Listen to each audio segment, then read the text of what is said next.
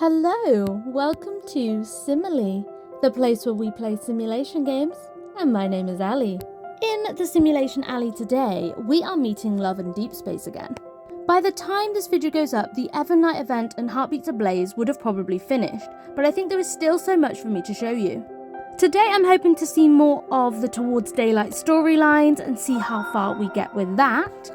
I can't get enough of these guys, I'm sure you can't either, so sit back and enjoy, we're about to go dating. You're finally here. Ooh, so we have Xavier greeting us today, or as I like to call him, Xavi.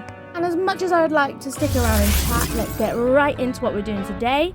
So we are going to continue Zayne's Towards Daylight and see what happens. So I believe we left off stranded at the side of the road. A car on its way to the hospital actually pulled over and Zayne was able to help the passenger. The driver of the car saw that we were stuck and provided us with a place to stay at his family's farmhouse restaurant. This is where chapter 1 ended and also where we ended, so let's pick it up from there. The owner of the self-service farmhouse restaurant not only had our car towed over, but its power pack was also replaced. In the unmanned farm, multifunctional robots are checking on the crop's growth.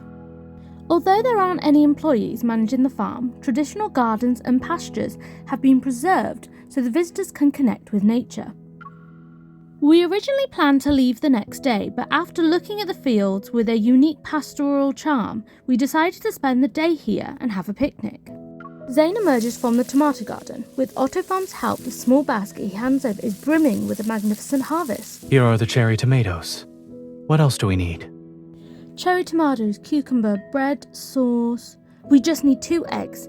Then we'll have all the ingredients for our polar night picnic sandwich special. I have identified the coordinates of the chicken coop for you. Please follow Otto.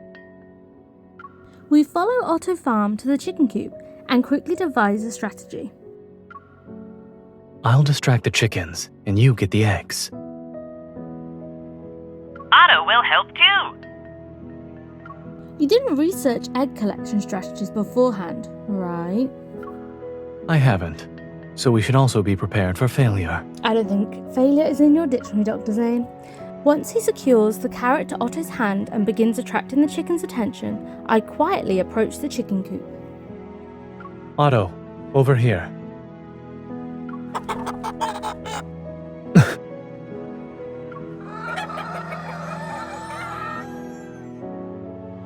The chickens suddenly let out angry cries. I've only just found the eggs when I hear Zayne's voice. Run. Why are we running? What have you done? I turn to see the chickens rallying together as they aggressively peck their way towards me. I quickly grab the eggs and sprint. Feathers fly everywhere as dust rises. The scene is so chaotic that I momentarily can't tell whether it's Zayne or the chickens chasing me. Just as I reach the gate, a chicken launches itself at my head, playing Angry Birds. It stops when it's 5 centimeters away from me. My gaze follows the hand that's holding the chicken. I see Zayne, who's still breathing heavily.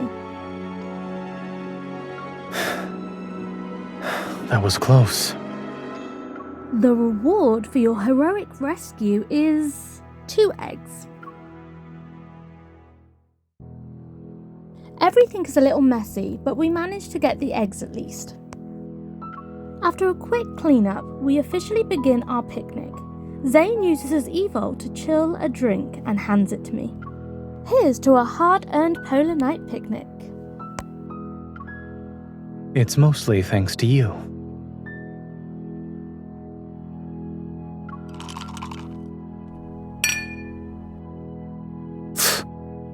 What's the matter? It's nothing. My teeth are just sensitive to cold food. Your evil is literally ice. You should be used to cold.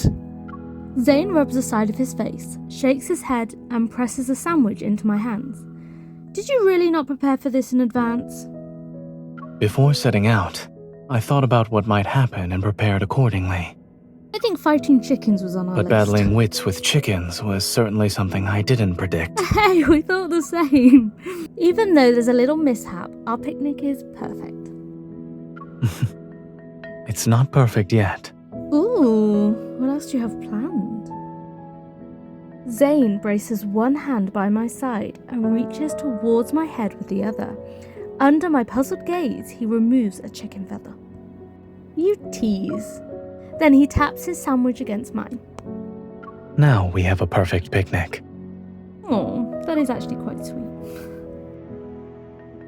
Okay, so that seems to be the end of chapter 2. It was only about 5 minutes long, so let's do chapter 3. After resting at the farmhouse for several days, we finally set out again. However, we're barely halfway when... What's wrong? The road is blocked. I lean out and see that familiar Hunters Association logo. Activating my eVol, I sense metaflux fluctuations. I'm not surprised. Hunters are probably in the middle of a mission. Stay in the car, I'll go... Wait.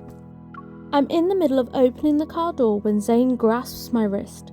He pulls me back to his side. I promise I won't put myself in danger. I know, and I also believe in your abilities. But I wanted to say that your scarf is loose. Come closer. I lean in and Zayne also shifts. The scarf becomes unusually obedient under his dexterous fingers. The weather is unpredictable under the polar night's influence. Be careful not to catch a cold. Also, come back as soon as possible. I will, don't you worry. Fortunately, the Wanderer was dealt with by the other hunters. What I sensed was just lingering metaflux that had yet to disappear. When I tell Zayne, he's checking our remaining supplies in the trunk. We're low on supplies. Once the road is clear, we'll head to the nearest rest area to resupply.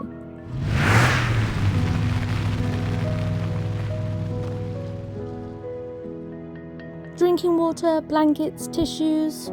I think we've got everything. The car's cooler isn't full yet. It's better to be meticulously prepared before we set off. Zayne places the tub of vanilla ice cream into the shopping cart as he picks up jasmine and green grape popsicles with his other hand. Is the preparation you talked about filling the cooler with ice cream? As you can see, we're ensuring the cooler fulfills its purpose. Didn't you just say your teeth are sensitive to cold food? I poked Zayne's cheek. I hope you're ready for them to complain again. I am a doctor. Yes, we know. And you're a very good one at that. Being Zayne doesn't give you a free pass. Zayne puts the ice cream back. However, when we get to the checkout counter, a pack of gelatine has mysteriously appeared in the shopping cart. It fell into the cart by itself. Uh-huh, sure it did. And you didn't try to stop it? The world moves on its own volition. Since the gelatin has its intentions, we should respect its wishes.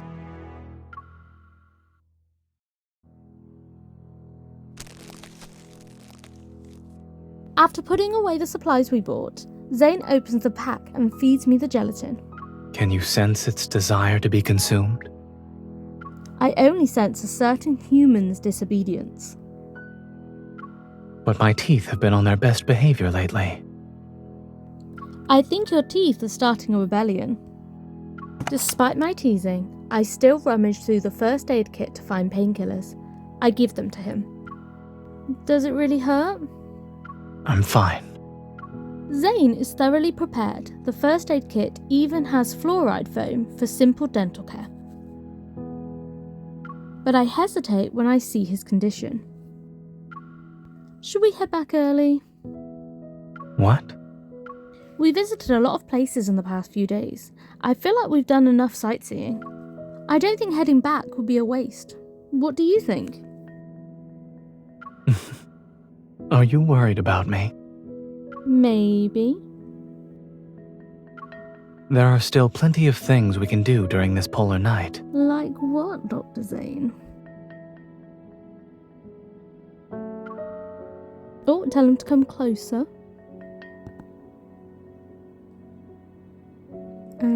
we're just gonna poke his chest. Yep. Zayne takes my hand from the seat back and pulls it to his chest. He gently presses his forehead against my arm. What is a seat back? It'd be a shame if we ended it now. But your teeth.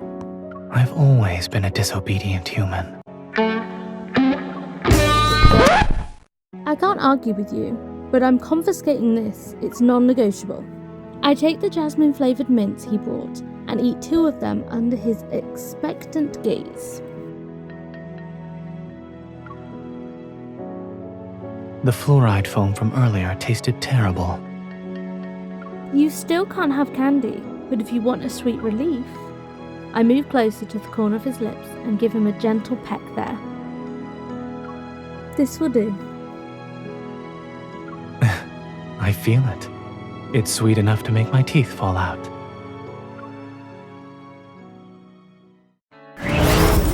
Okay, so that was the end of chapter 3. Let's go ahead and look at chapter 4 as well, as soon as we've got some time left. The rest of the journey is uneventful. As soon as we arrive at the hot spring inn, it starts snowing. The silvery white snow's light illuminates the eaves. The sky and the distant mountains have almost merged into one. The air seeping in through the window cracks carries the snowflakes' coolness. It can make a person's nose tickle. That's a view I could look at any day. I close the window and pull Zayne into the hot spring with me. Now the rising warmth can dispel the cold for us. We can finally warm up. Upon hearing this, Zayne scoops up the hot spring water and pours it over my shoulders. If you are cold, why didn't you ask me for a hand warmer earlier? You already bundled me up like a zongzi, with a hat, scarf and gloves. You'd probably have to wrap me up again if you wanted to add hand warmers. You're always prepared for everything, yet you only brought a single towel for a hot spring. What else should I have brought? I look at the immunities the inn prepared for us and pick up a rubber pair. I give it a gentle push to make it roll towards Zayne. Why a rubber pair? That seems very random. A rubber pair. Zayne sits down beside me and picks up the rubber pair. Holding it in my direction, he squeezes it. His raised eyebrow is like a silent question. You look exactly the same, especially after your glasses get fogged up. A rubber pair with sunglasses and... a big rubber pair with fogged up glasses. Zayne shakes his head and presses down the rubber pair. It sinks into the water. When he lets go, it returns to the surface with a splash. How many times do I need to say rubber pair in this video? Anywho, because of the splash, a streak of water is left on Zayne's glasses. It's quickly enveloped by swirling steam. It seems like this big rubber pair had one oversight despite being so thorough.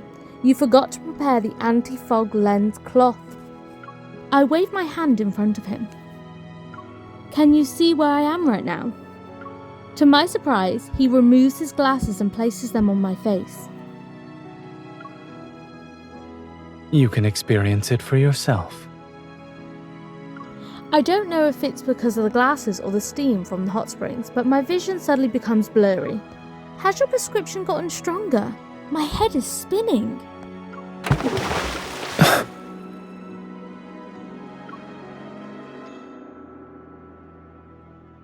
While I'm dizzy, I feel myself being scooped up and placed on something soft. A cooling patch has been applied to my forehead, and a refreshing sensation spreads throughout my body. Subconsciously, I raise my hand but don't feel the cooling patch. Half asleep and half awake, I lift my eyelids and follow the chest in front of me. I quickly close my eyes again before Zayne notices I'm awake. Do you still feel dizzy? I pretend not to have heard him and nuzzle his chest. Your acting skills leave much to be desired. I don't even know how I ended up pretending to sleep here. I shouldn't have used you as an eyeglass holder. I didn't think these glasses would make you faint.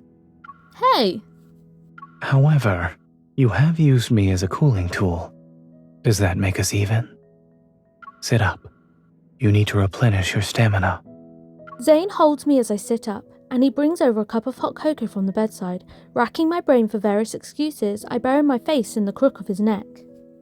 I still feel a little dizzy. I can't hold the cup. I wasn't asking you to do it yourself. Open your mouth. I drink the hot cocoa Zayne feeds me before snuggling up against him. Heavy snowfall pelts against the tightly sealed window, which traps the room's warm, gentle light inside. We've got a new timeline event. Cute. Okay, we have enough time, so we might as well finish off chapter 5. Let's go. Lincoln Scenic Hotel.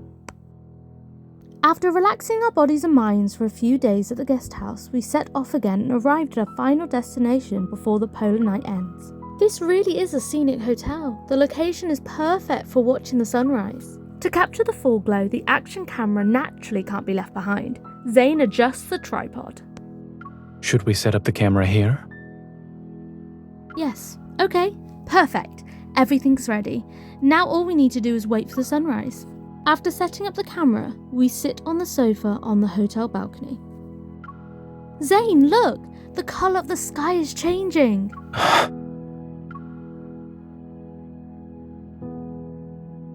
Golden orange bands of light pierce through the horizon. The sun has risen and Lincoln's polar night is officially over. I almost hold my breath as I anticipate that full glow. However, we wait a long time, but there's still no trace of it in the sky. What's going on? Is the predicted time wrong? The chances of seeing that kind of foreglow in Lincoln are extremely low. So we were destined to not see it today. Thinking about how Zayne endured his toothache and insisted on coming here, I suppress my disappointment and tightly hold his hand. It's okay. Disappointment is part of the journey. Besides, it's difficult to see polar scenery in Lincoln City. Zayne, when you're not too busy, let's go to the Arctic, okay? Zayne holds my hand in response. There are many things that need to be prepared before one embarks on a journey, but disappointment is the one thing that's not on the checklist. Follow me.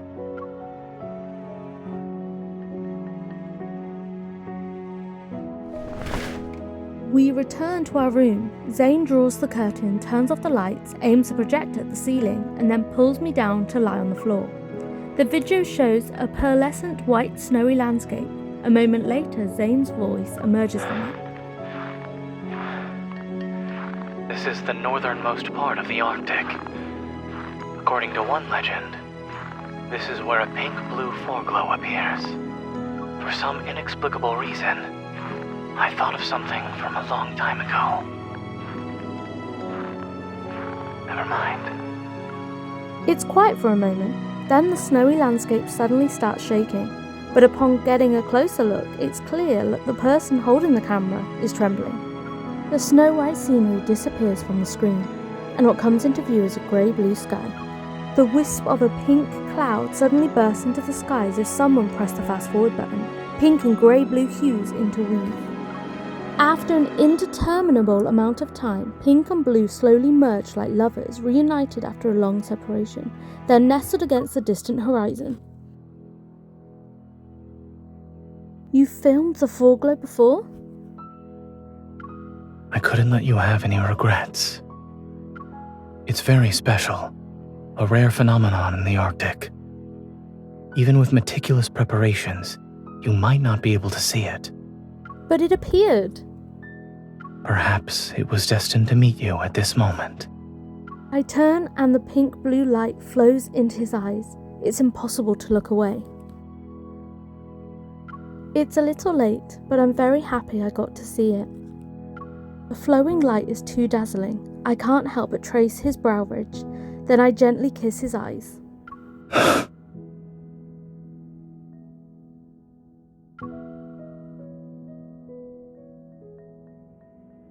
His arms wrap around my back, and he pulls me into his embrace. Amidst our intertwined breaths, Zayne's voice reaches my ears along with the wind and snow from the video. From now on, we won't have any regrets in the journeys we share. I promise. Oh, that was really sweet.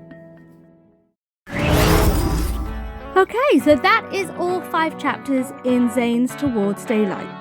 I thought that was really sweet. There was some of the story that I was a bit like, what? But I think overall, really, really sweet. Before I end this episode, I'm going to try and do one last thing, and that is to try and get another 5-star memory. I still want Zayne's 5-star memory, so let's see if we can get him in this pull. Who are we going to get? Fingers crossed, fingers crossed. Okay, so we do have a Zayne, Caleb, Zayne. Oh, so we have a 4-star Zayne. Good. And a 4-star Caleb. Ooh, nice. Okay, Silas, Caleb, Zayne, Caleb. Okay, so we haven't got 5-star Zayne in this one, but maybe we'll have him in the next one. For now, I'm going to end this episode here. Thank you so much for watching. In the next episode, I think I'm going to do the same again and focus on the event stories. But for now, let's say goodbye to Zayne, goodbye to Xavier, as well as Deep Space, and I'll see you in the next one. Bye!